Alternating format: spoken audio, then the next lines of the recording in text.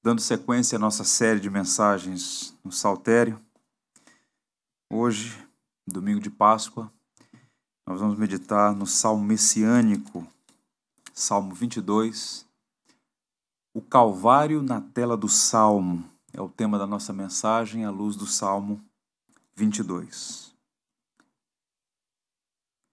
Diz assim então a palavra de Deus.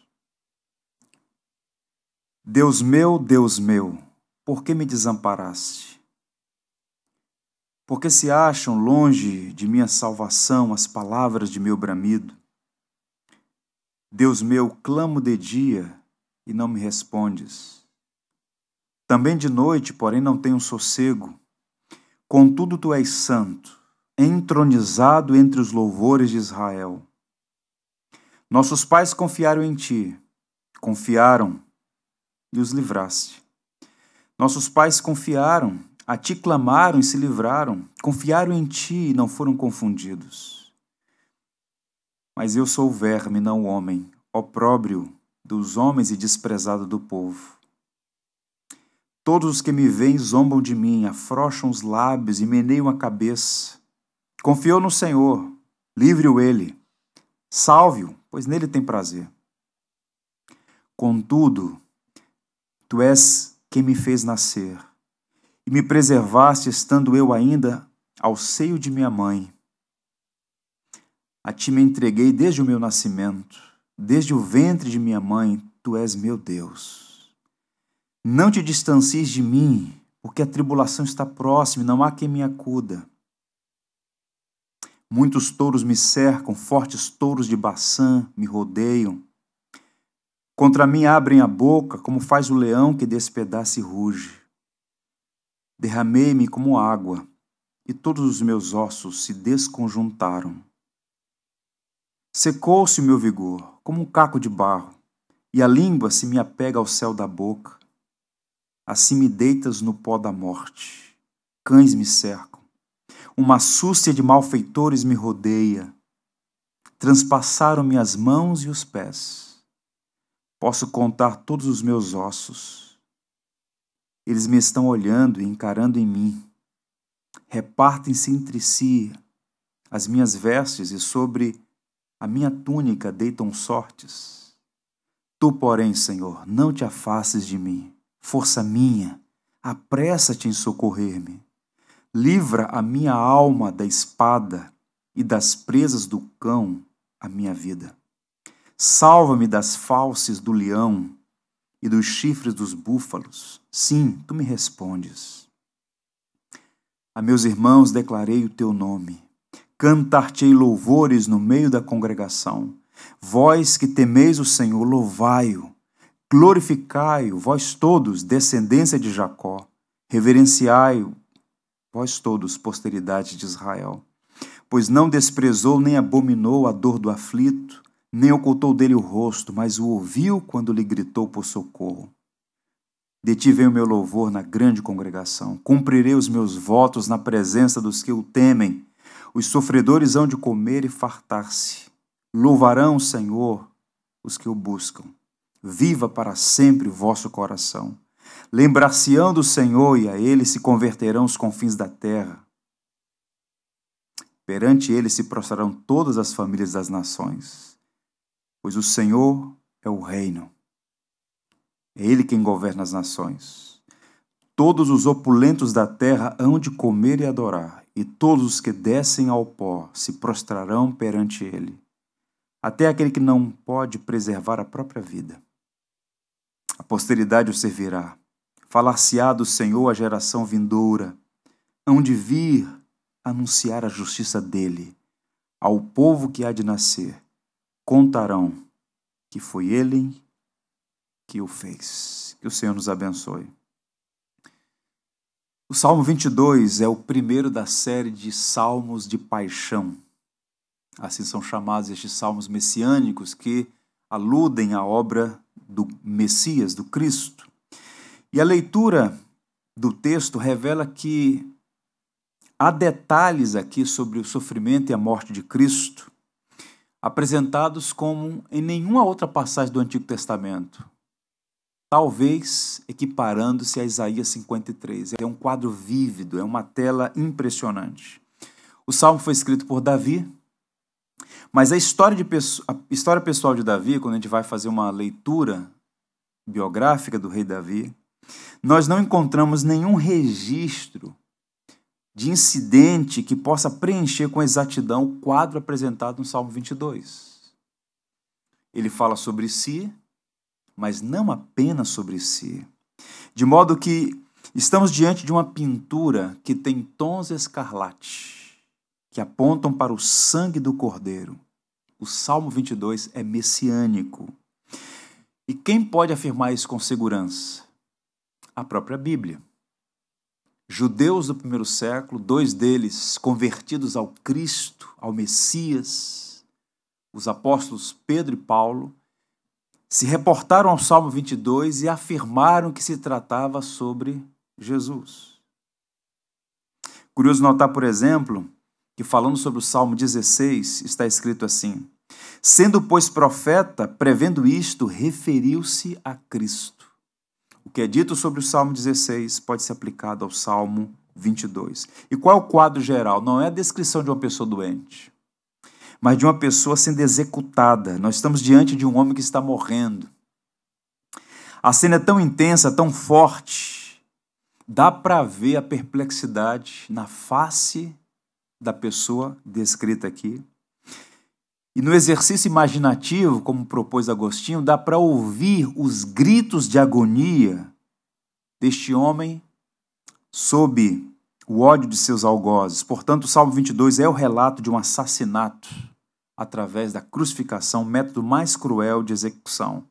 Esse salmo é citado 13 vezes no Novo Testamento e, desde o início, os cristãos leram o Salmo 22 como sendo, repito, um salmo messiânico. Uma nota histórica. Nas igrejas do norte da África, que por muito tempo foi o grande celeiro da igreja, onde o evangelho floresceu, os grandes teólogos do cristianismo viveram no norte da África. Atanásio, Santo Agostinho, Cipriano, Tertuliano, gigantes. Bem, eles celebravam a Páscoa recitando o Salmo 22. Agostinho, por exemplo, em um sermão do dia 23 de março de 395, na sexta-feira da Paixão, ele disse assim de modo memorável: a paixão de Cristo é narrada de maneira tão evidente neste salmo que parece o Evangelho.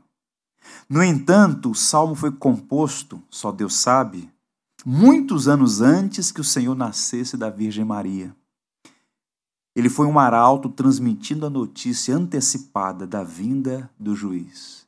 Tal como Isaías 53, o salmista, no Salmo 22, antecipa, tem um vislumbre do que aconteceria. Portanto, quero enfatizar isso. À luz do Novo Testamento e da tradição cristã, nós estamos diante de um salmo messiânico. Nós vemos aqui o Calvário na tela desse salmo. Qual é o conteúdo? O conteúdo é profético, anuncia os eventos relacionados à paixão de Cristo, à ressurreição de nosso Senhor, seu chamado às nações e a salvação do mundo. Fala do reino de Deus nesse salmo. Temáticas centrais em todo o livro dos Salmos. Meditando essa semana neste salmo, li alguns textos. Dos textos que li, o que mais me tocou e inspirou foram as palavras de Spurgeon, pastor piedosíssimo, olhando para o salmo e vendo aqui seu Senhor no Calvário. Ele disse assim: é a fotografia das horas mais tristes de nosso Senhor, o registro de suas palavras agonizantes, o lacrimatório de suas últimas lágrimas, o memorial de suas alegrias que se encerravam. Davi e suas aflições podem estar presentes aqui em um aspecto modificado, mas como a estrela é oculta pela luz do sol, aquele que vê Jesus provavelmente não verá e não se importará com Davi. Temos diante de nós uma descrição da escuridão e da glória da cruz, os sofrimentos de Cristo e a glória que o seguem. Os estudiosos do Antigo Testamento, quando olham para o saltério, o que é que eles veem aqui no arranjo didático muito bem feito, quiçá por Esdras, o escriba, o redator deste livro precioso, o saltério. Nós temos aqui uma espécie de trilogia sobre Cristo. E se Deus permitir, nas próximas 2 semanas vamos avançar examinando essa trilogia. O Salmo 22, o bom pastor que dá a vida pelas ovelhas. O Salmo 23, o grande pastor que se dedica ao cuidado das ovelhas. E no Salmo 24, o supremo pastor, que é o Rei da Glória, que recompensa suas ovelhas. 22, 23 e 24. 3 salmos sobre o papel do Cristo. Hoje nós vamos meditar, portanto, no 22, tendo em vista o Calvário na tela desse salmo. O salmo tem 2 grandes seções. Dos versos 1 a 21, os gritos de angústia, a agonia da cruz. A partir do verso 22, o tom muda. Encontramos aqui uma canção de louvor. Portanto, está apontando para o que a teologia chama de humilhação e exaltação de Cristo. Portanto, que Deus nos abençoe e abra os nossos olhos para enxergar o Calvário na tela do Salmo 22. Mantenha sua Bíblia aberta, vamos examinar aqui os primeiros 21 versos. Encontramos aqui os gritos de angústia. O quadro é sombrio. Eu percebo aqui 3 pesos sobre o coração de Davi que resumem os motivos de sua aflição e que também apontam para Cristo na cruz. Quais são os pesos sobre os ombros, sobre a alma, sobre o coração do salmista, que podem muito bem descrever a agonia de Cristo na cruz? Primeiro peso, ele foi abandonado pelo Senhor. Os 5 primeiros versos falam disso. Mais uma vez, as leituras dos 2 primeiros versos. Deus meu, por que me desamparaste? Porque se acham longe de minha salvação as palavras de meu bramido? Deus meu, clamo de dia e não me respondes. Também de noite, porém não tenho sossego.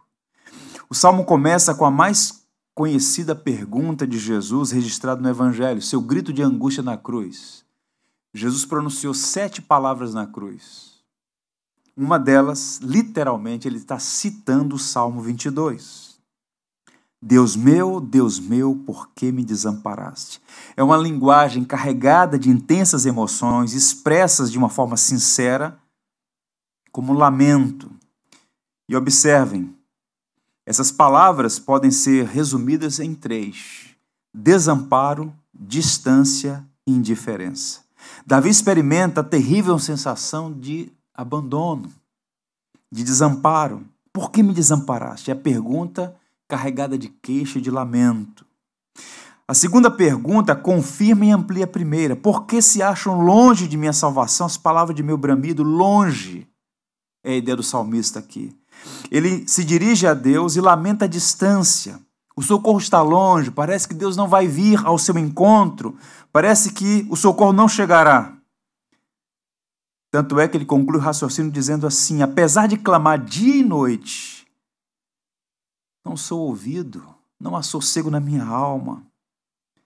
Uma coisa interessante aqui, é digno de nota, o motivo do lamento do salmista. Ele não diz: Deus, por que estou enfermo? A pergunta não é: Deus, por que sou pobre? Piedoso, o salmista lamenta seu desamparo espiritual. O senso de abandono domina o salmista e o silêncio de Deus o perturba. A sua preocupação primária é esse afastamento, distanciamento dele para com Deus. Uma leitura apressada, superficial, pode sugerir que esse homem perdeu a fé, como se estivesse resmungando aqui. Mas não é isso que o texto indica. Esse homem não perdeu a fé nem a esperança diante do abandono, da distância e da suposta indiferença de Deus. Por 3 vezes ele diz uma coisa importante para todos aqueles que sofrem. Deus meu, Deus meu, Deus meu. Ele não perdeu a fé em Deus. Deus é o seu Deus. Como um ser humano, ele clama pelo socorro dos céus. E por vezes, embora não estivesse entendendo a demora, a suposta indiferença, ele sabia que Deus é o seu Deus e podia confiar nele. Até que a gente chega no verso 3 e tem o primeiro contudo, a primeira cláusula adversativa. São 3 em toda a estrutura do Salmo 22. E a primeira diz assim, observe o verso 3. Contudo, tu és santo, entronizado entre os louvores de Israel. Nossos pais confiaram em ti, confiaram e os livraste. A ti clamaram e se livraram. Confiaram em ti e não foram confundidos. O que ele está afirmando aqui? Eu estou clamando e o Senhor não me ouve. Dia e noite eu clamo e parece que o socorro não vai vir. Quem olha diz assim, perdeu a fé. Não é isso. É a humanidade sendo exposta. Há uma diferença, como nós já vimos, entre lamento e murmuração. Ele está lamentando, abrindo o coração, expressando as suas emoções, coisa que nunca é censurada na Bíblia. Mas aí ele tem o lampejo, o renovo da sua fé, diz, contudo, e aí ele começa a fazer afirmações sobre Deus. Tu és santo, e de fato Deus é santo. Tudo que Deus faz, irmão, sempre é justo, perfeito e bom, mesmo quando não entendemos os seus desígnios. Ele diz, o Senhor está entronizado entre os louvores de Israel. Deus da aliança é digno de ser adorado na vida do seu povo. Os versos 4 a 5 mostram Davi fazendo o exercício de ponderar os feitos de Deus na história. Tente imaginar isso. Ele está sofrendo e começa a trazer à memória o que Deus fez em favor do seu povo na história.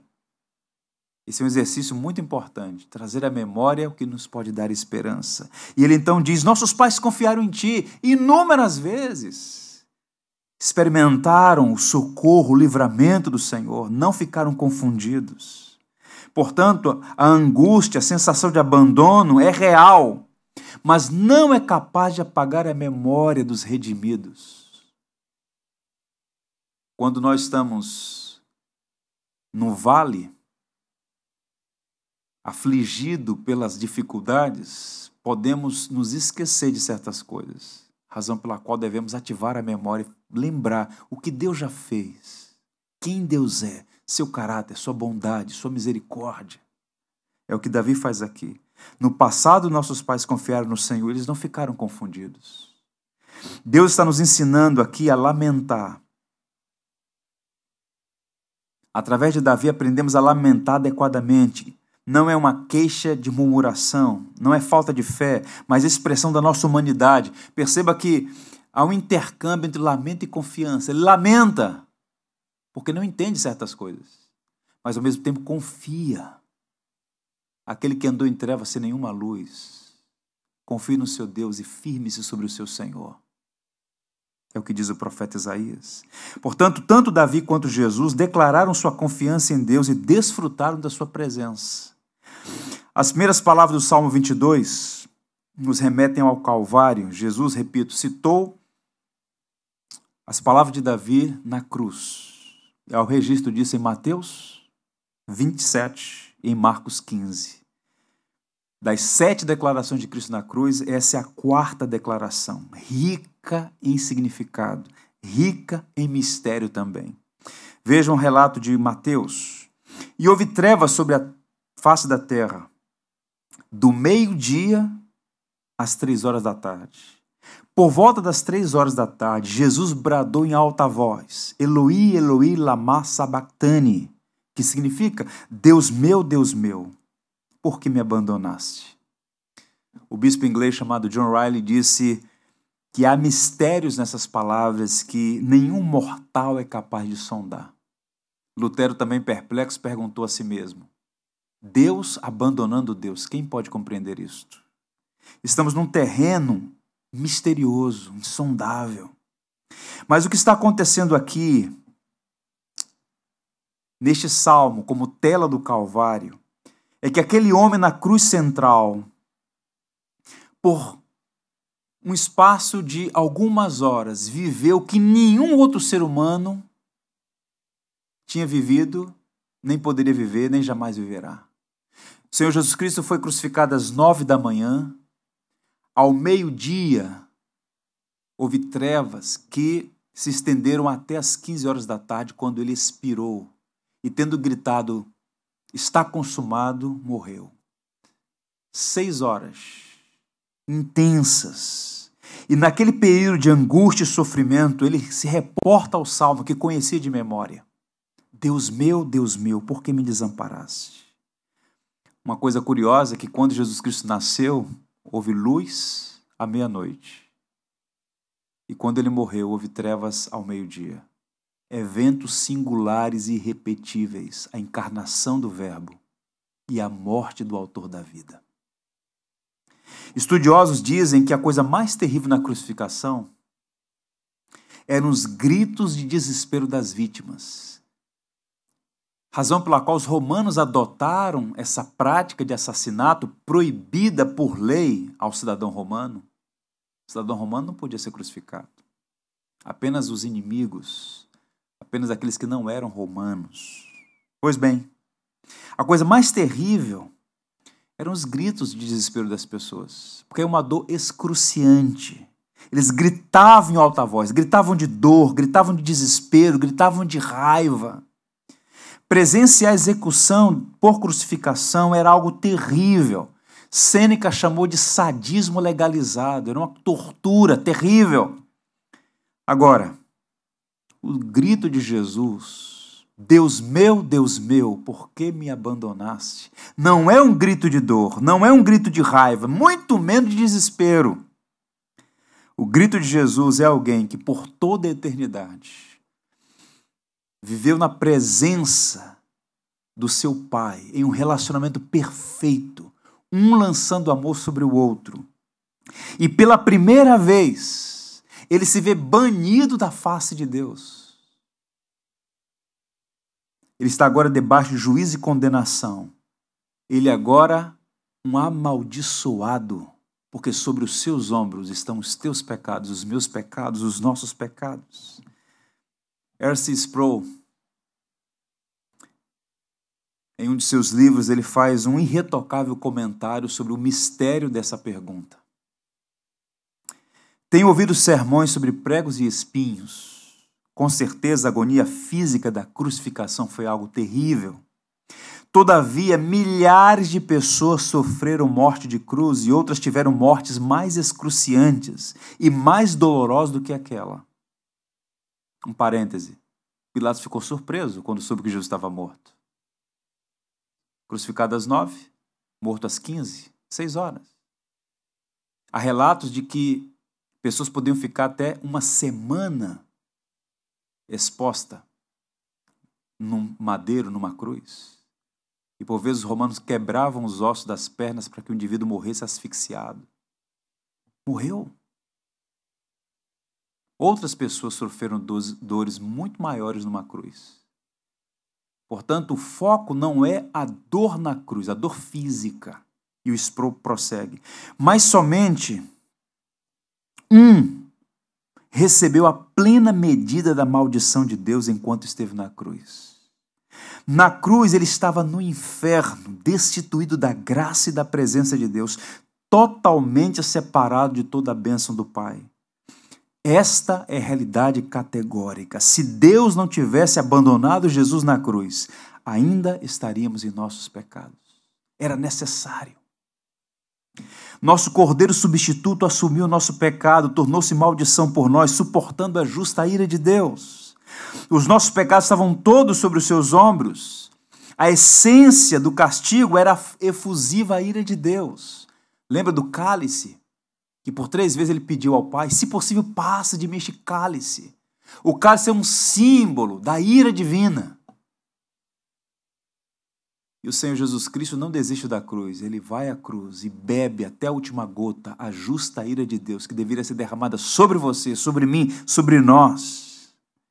Por isso, uma única vez, ele está afastado, abandonado, o relacionamento foi rompido, por causa do pecado que estava sobre a vida dele.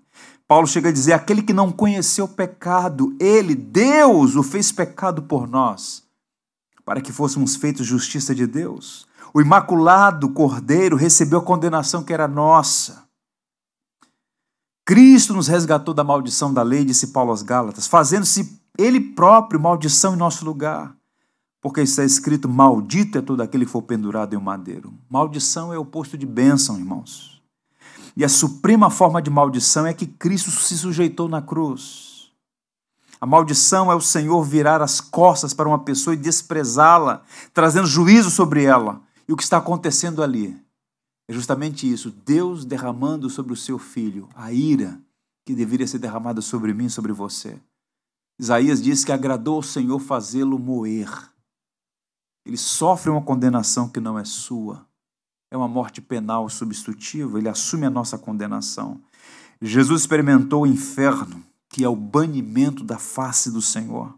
A comunhão foi interrompida uma única vez, sim, mas Jesus não foi capaz de ver a face de Deus, porque o pecado agora se interpôs. Ele assumiu a nossa culpa e condenação. Quando nós cantamos tão belas canções em nossos cultos públicos, eu fico pensando, será que nós temos consciência da grandeza do sacrifício, que o autor de Hebreus chama de tão grande salvação? O sacrifício penoso abriu mão de sua glória, fez-se humano, humilhou-se até a morte, morte de cruz por nós. O Stott vai dizer que se o maior sofrimento não foi dor física, nem a zombaria dos perseguidores, que ele mais tarde descreverá, mas a sensação de ter sido abandonado por Deus por causa dos nossos pecados. Então, o primeiro peso aqui que o leva a este grito de angústia é o abandono de Deus, porque naquele momento Jesus estava carregando sobre os seus ombros os nossos pecados. Segundo, ele foi desprezado pelo povo. Os versos 6 a 11 vão apontar nessa direção. Observe os versos 6 a 8. Mas eu sou o verme e não o homem, opróbrio dos homens e desprezado do povo. Todos os que me veem zombam de mim, afrouxam os lábios e meneiam a cabeça. Confiou no Senhor, livre-o ele, salve-o, pois nele tem prazer.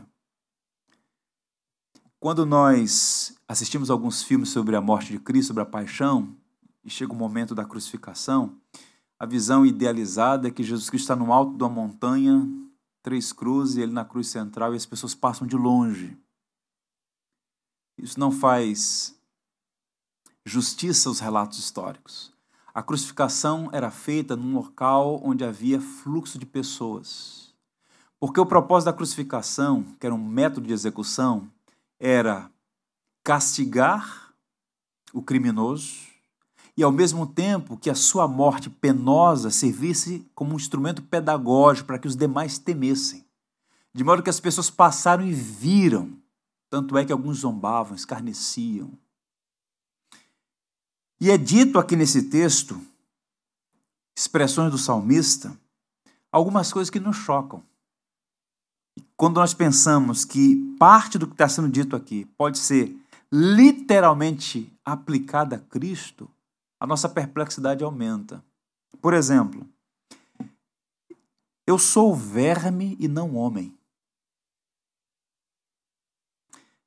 O salmista usa uma linguagem aqui extremamente pesada para descrever o nível de desprezo experimentado. Os abusos foram tão grandes que ele diz, olha, eu não me sinto mais humano. Eu sou um verme. O profeta Isaías falou que o Messias seria desfigurado por seus inimigos a ponto de não parecer mais humano, não víamos beleza. Olhávamos e desprezávamos, tamanha crise experimentada, que desconfigurou inclusive o aspecto físico por conta das torturas que ele foi submetido. Considerado um verme, isto é, uma criatura repugnante, indesejável. Mais uma vez eu lanço a mão aqui do Spurgeon, que com uma característica muito singular, ele faz uma descrição interessante, contrastando as palavras de Davi com a realidade de Cristo.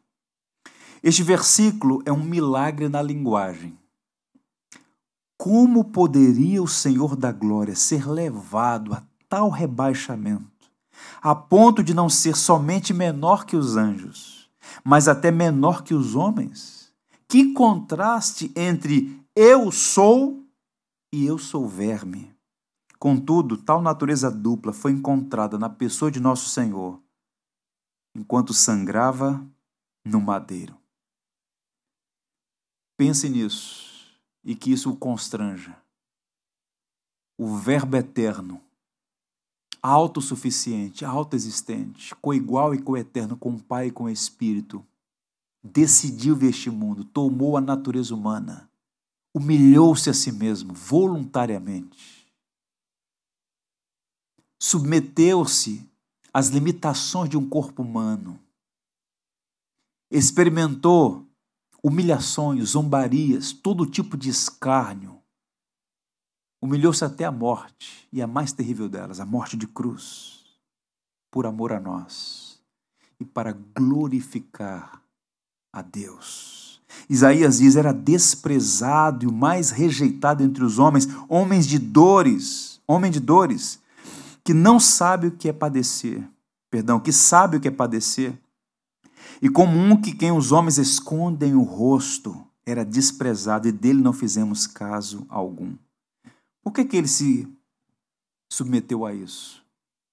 Repito, porque escolheu os cravos em nosso lugar. Porque o quis. Ninguém tira a minha vida, eu voluntariamente a dou. Ele está cumprindo o projeto redentivo para a nossa salvação. Os principais líderes de Israel, oficiais romanos, não tinham nenhuma consideração, nenhum respeito, nenhum apreço por Jesus. Lembrem-se que quando Pilatos está ali numa situação de querer lavar as mãos, como de fato lavou, querendo se omitir da sua responsabilidade, então, sabendo que Jesus era da Galileia, envia para Herodes Antipas, que estava na cidade de Jerusalém por conta da festa da Páscoa, para que Herodes tomasse a decisão quanto a Jesus. Ele evoca uma questão de jurisdição. Vou mandar o problema para Herodes. E Herodes, quando foi informado que Jesus estava sendo levado à sua presença, ficou animado. Queria conhecer há tanto tempo esse tal de Jesus. E quando na presença de Jesus ele começa a exigir que Jesus faça alguma coisa para que ele veja o poder de Jesus, Jesus silenciado como uma ovelha muda no matadouro, Herodes, então, desprezando, coloca um manto suntuoso sobre Jesus e entrega para Pilatos. Desprezo, ele foi desprezado. Boa parte da multidão que no domingo anterior clamou, Hosana ao que vem em nome do Senhor, boa parte daquelas pessoas foi a mesma que disse para Pilatos, crucifica-o, crucifica-o. Portanto, ele foi desprezado não apenas pelas autoridades, mas também pelo povo. Todos eles são moralmente responsáveis. Agora, veja o que o autor de Hebreus diz. O que é que motivou Jesus a suportar tamanha afronta? Encorajando uma igreja perseguida, encorajando um povo sofrido, os discípulos de Jesus do primeiro século, o autor da carta aos Hebreus diz assim, irmãos, considerai atentamente aquele que suportou tamanha oposição dos pecadores contra si mesmo, para que não vos fatigueis, desmaiando em vossa alma. E ele vai dizer, em troca da alegria que lhe estava proposta. Ele experimenta a cruz e os horrores da cruz em troca da alegria. Que alegria é esta? Isaías vai dizer, ele verá o fruto do penoso trabalho de sua alma e ficará satisfeito. Porque com seu sangue ele comprou para si um povo de todas as tribos, raças, línguas e nações da terra. A alegria que Cristo experimentou, redimindo pessoas, foi incomparavelmente superior às afrontas que ele passou enquanto exercia seu ministério, sobretudo na cruz do Calvário. João Calvino diz assim, ele foi aviltado abaixo de todos os homens e, por assim dizer, cortado do rol dos seres viventes. O fato de que o Filho de Deus suportou ser reduzido a uma ignomínia tal, descendo ao próprio inferno, deveria nos constranger e nos levar a viver para a glória daquele que nos amou.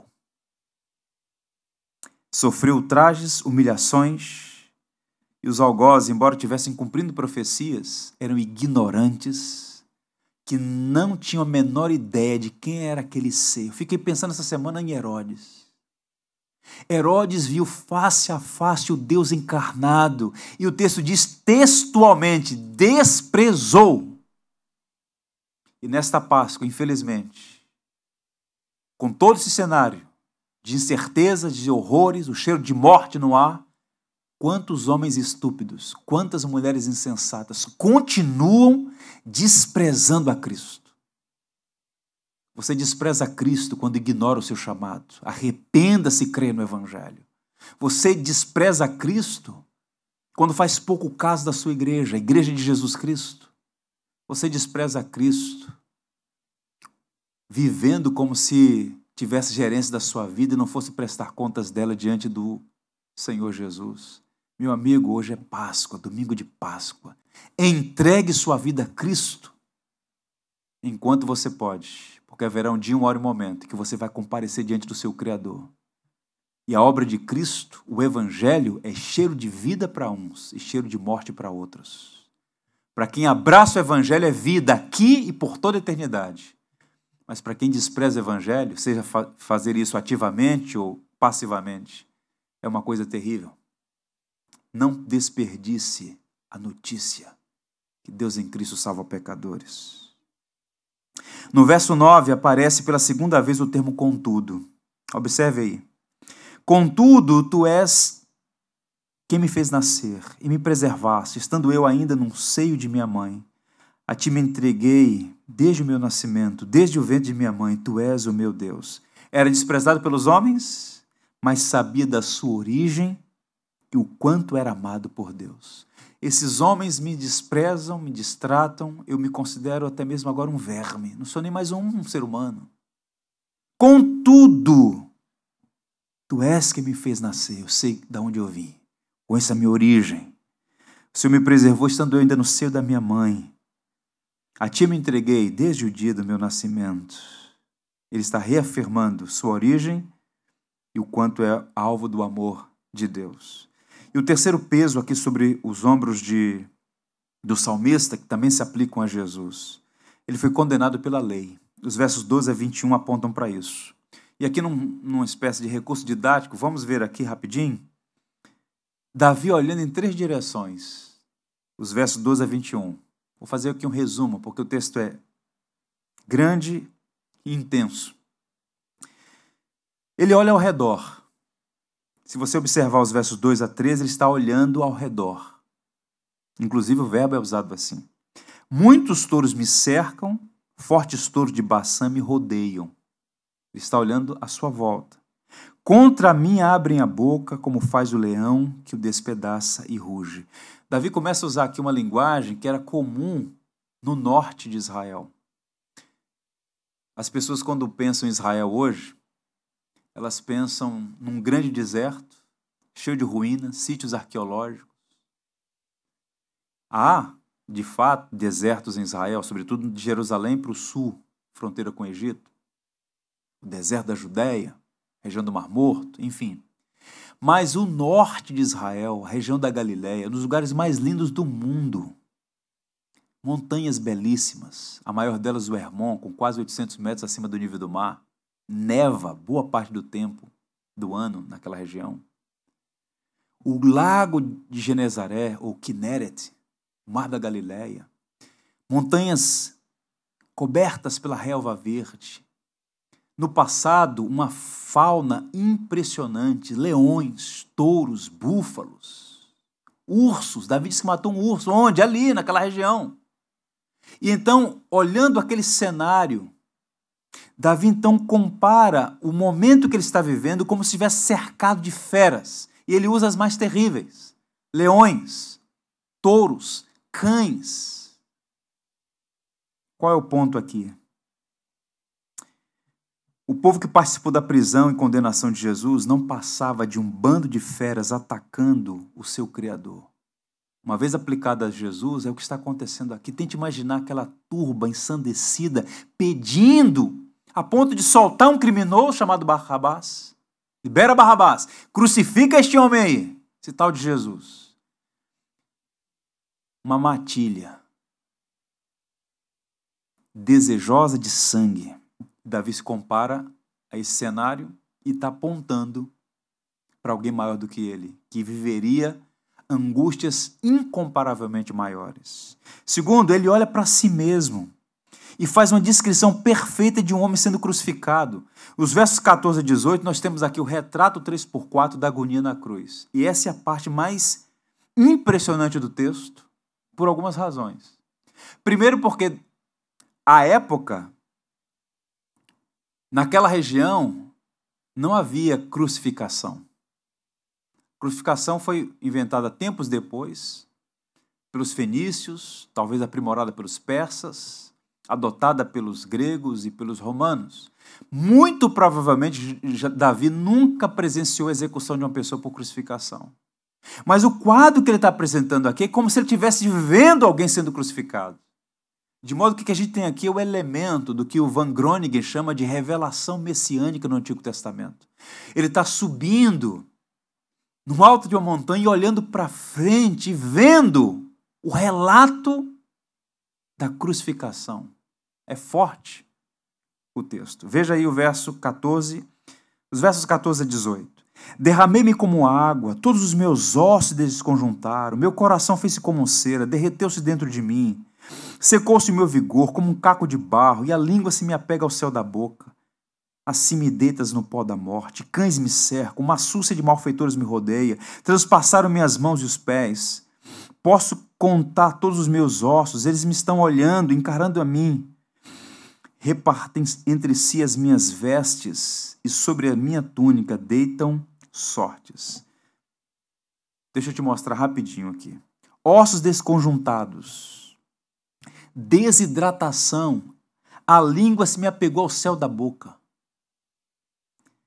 Humilhação pública, uma súcia de malfeitores no entorno, e aqui várias versões, vários textos desses sendo aplicados pelos evangelistas. Soldados jogando e dividindo entre si as vestes de Jesus.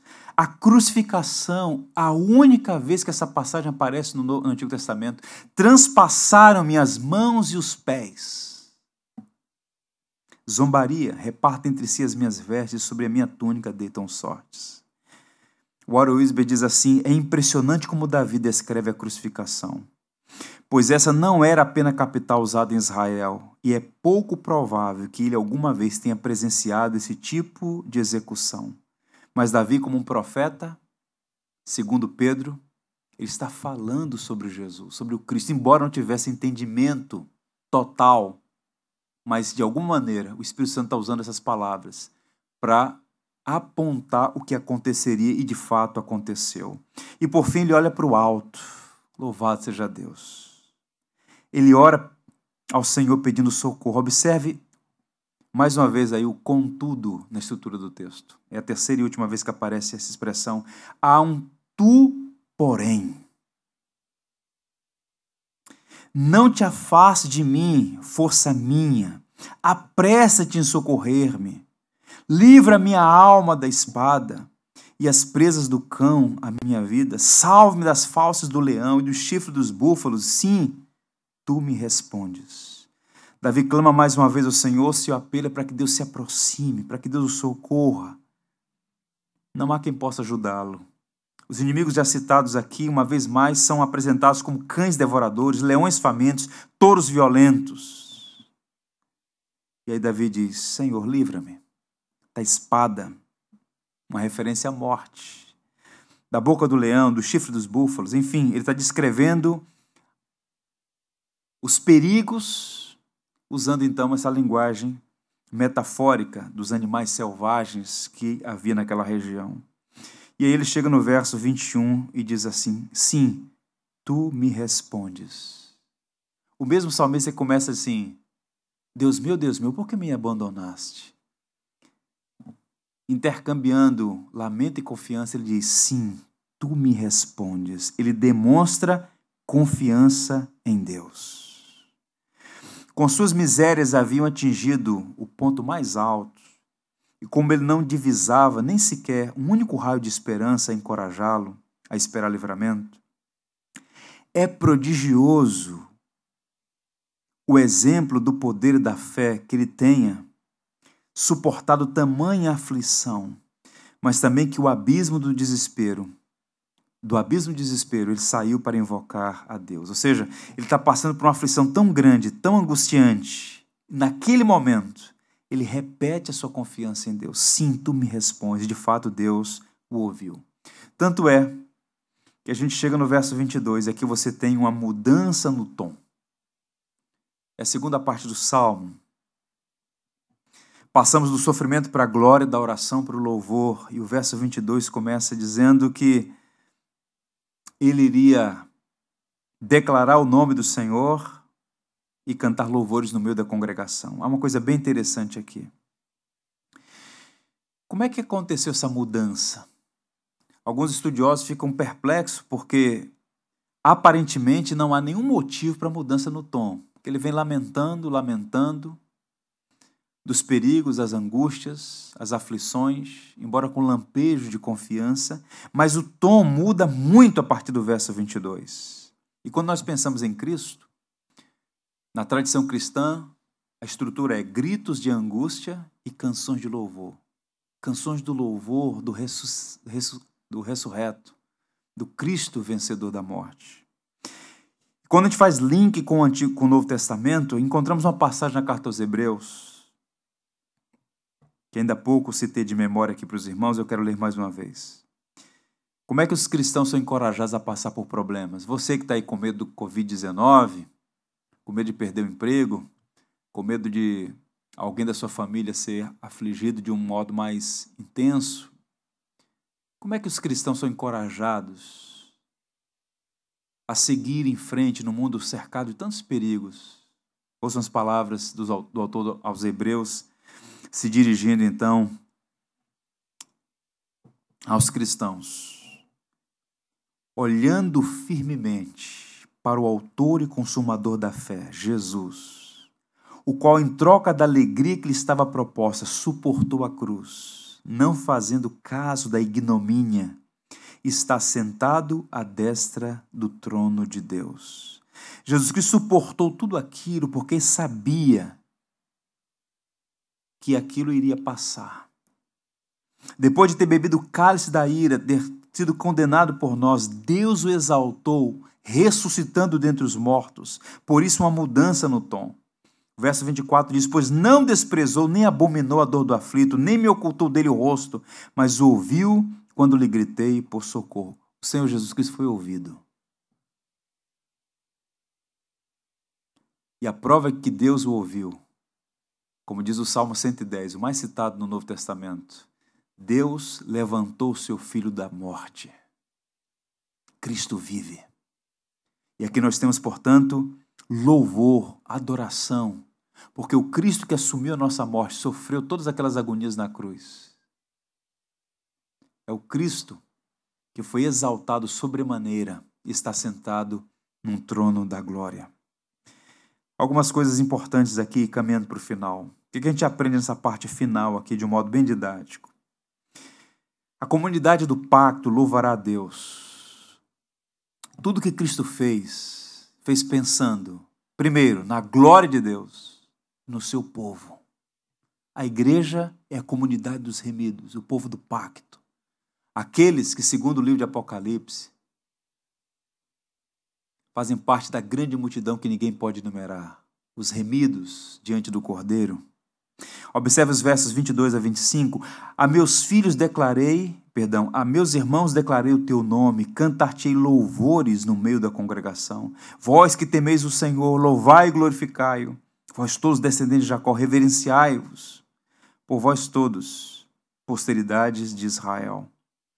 Em seu canto de louvor, Davi, como uma espécie de tipo de Cristo, faz duas afirmações importantes aqui. Primeiro ele diz, a meus irmãos declarei o teu nome. Quem são os irmãos de Davi? A resposta está no próprio texto. Os filhos de Abraão, os israelitas. E considerando que este salmo é messiânico, essa passagem está apontando, confirmando o direito de aliança fraternal. O que significa isso, pastor? Somos irmãos do Senhor Jesus. Quem disse isso? O próprio Cristo. No Evangelho segundo João. Jesus está publicando aqui uma bênção de adoção a todas as nações. A parede de inimizade foi quebrada. Nós agora somos um povo que tem a Deus como Pai. E Jesus está declarando aos seus irmãos, declarando a nós: cantar-te-ei louvores no meio da congregação. Essa expressão, cantar-te-ei louvores no meio da congregação, convidando os remidos a louvar a Deus. O mesmo salmista que sofreu escárnios e humilhações, cercado de feras terríveis, agora vê a si mesmo na casa de Deus com os santos. Curioso notar que o autor da carta aos Hebreus cita o Salmo 22. E olha o contexto. Pois tanto que santifica Deus, quanto os que são santificados, todos vêm de um só. Por isso é que ele não se envergonha de lhe chamar irmãos, dizendo: a meus irmãos declarei o teu nome, cantar-te louvores no meio da congregação. A grande congregação aqui dá testemunho de que a salvação vem do Senhor e alcança os descendentes de Jacó, sim, mas também os gentios, porque todas as nações são chamadas a louvar e a bendizer a Cristo. Porque naquela cruz ele está cumprindo a promessa que Deus fez a Abraão: em ti serão benditas todas as famílias da terra. E esse é o segundo ponto aí. Todas as nações louvarão o Senhor.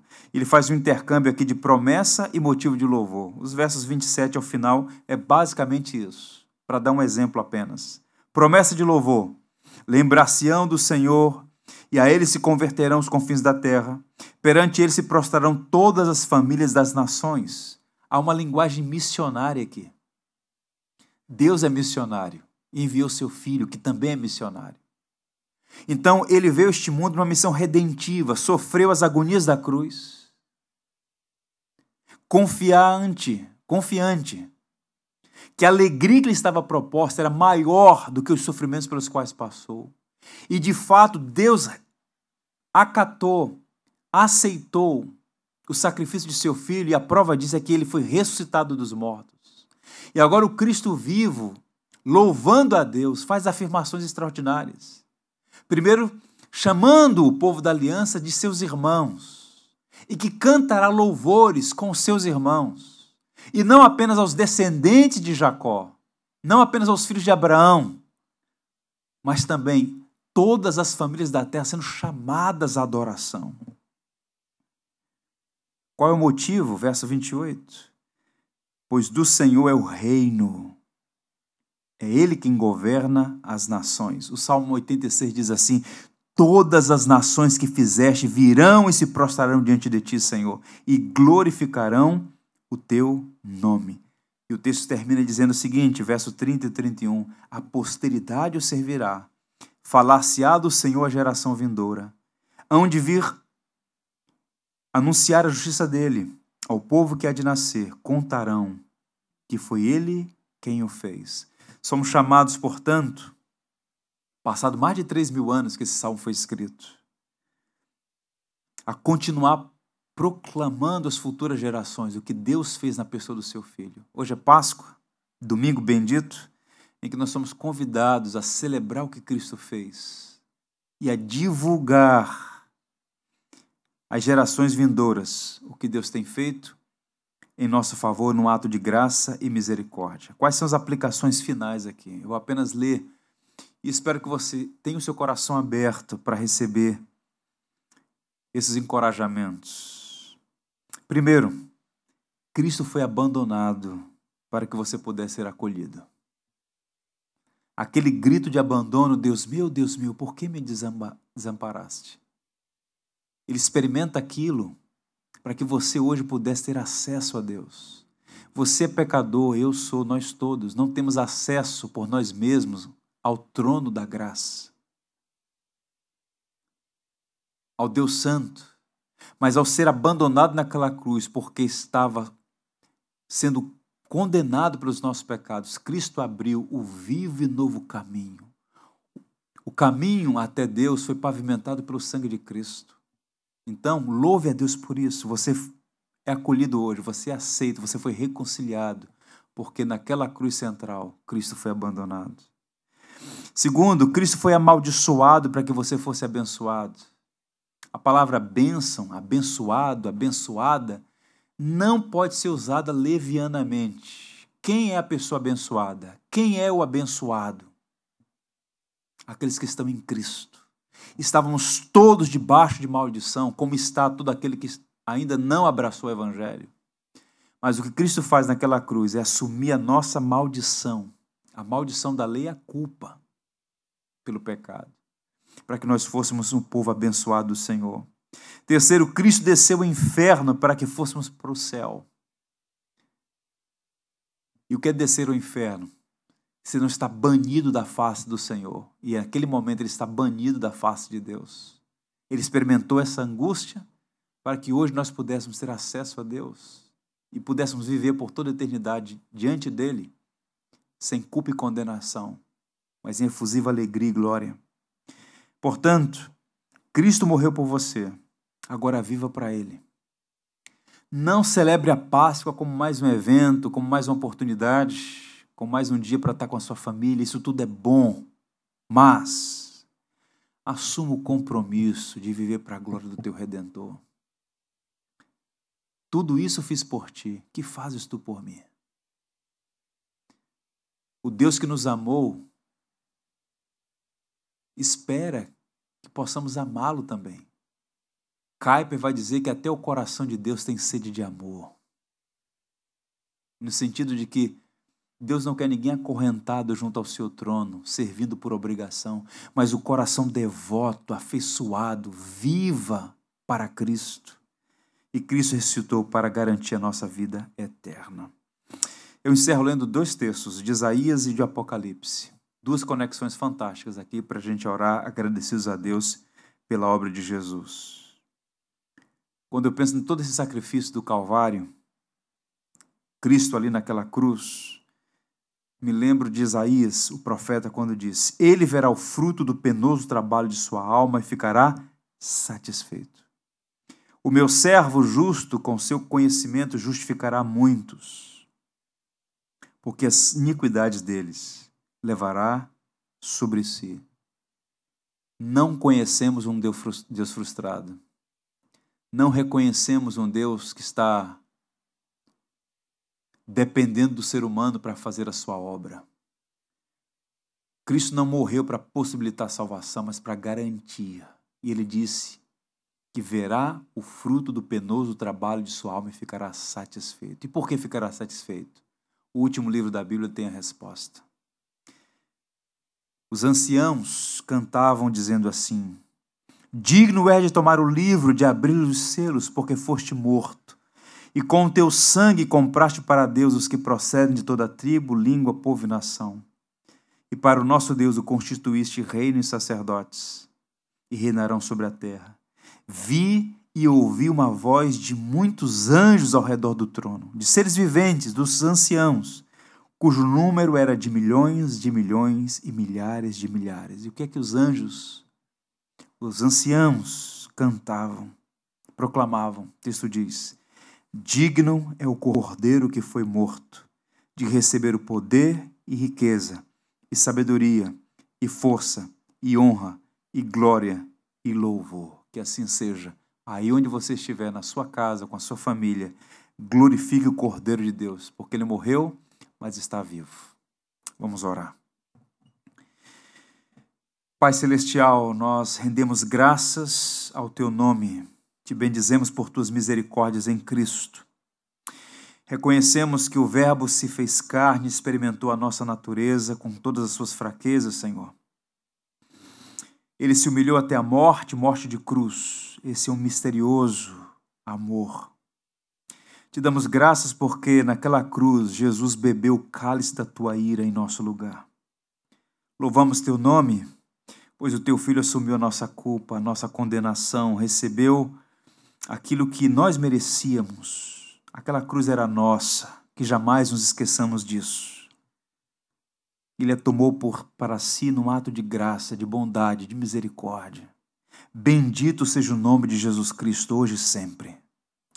Nesta manhã gloriosa de Páscoa, nós te louvamos porque o túmulo está vazio. Cristo ressuscitou dos mortos. Aquele que sofreu as agonias do Calvário ressurgiu e foi recebido na glória. Dá que sejamos impactados pela verdade do Evangelho, que possamos viver na expectativa do triunfal retorno de nosso Senhor. Venha o teu reino, que as nações da terra saibam que o Senhor reina, que o Senhor vive e que voltará para consumar a sua obra. Todo joelho se dobrará e toda língua confessará que Jesus Cristo é o Senhor, para a glória de Deus Pai. Portanto, Deus bendito, ajuda-nos a viver no poder da ressurreição de Jesus, fortalecidos em seu amor, guiados pela fé, encorajados pela esperança. Abençoa esta igreja, Senhor. Cada lar, cada família, cada um dos teus filhos e filhas que aqui congregam e todos os nossos amigos que acompanham esta mensagem. Que nós todos possamos dar bom testemunho da nossa fé. Fé firmada no Cristo crucificado e ressurreto. Oramos em nome de Jesus Cristo, aquele que nos ama e com o seu sangue nos libertou dos nossos pecados, hoje e sempre. Amém. Uma feliz Páscoa a todos vocês. Deus os abençoe. Vamos cantar graça. Por tudo que tens feito, por tudo que vais fazer, por tuas promessas e tudo que és, eu quero te agradecer com todo o meu ser. Te agradeço, meu Senhor. Te agradeço, meu Senhor. Te agradeço por me libertar e salvar, por ter morrido em meu lugar. Te agradeço, Jesus, te agradeço. Eu te agradeço, te agradeço por tudo que tens feito, por tudo que vais fazer, por tuas promessas e tudo que és. Eu quero te agradecer com todo o meu ser. E aí? Te agradeço, meu Senhor. Te agradeço, meu Senhor. Te agradeço por me libertar e salvar, por ter morrido em meu lugar. Te agradeço, Jesus.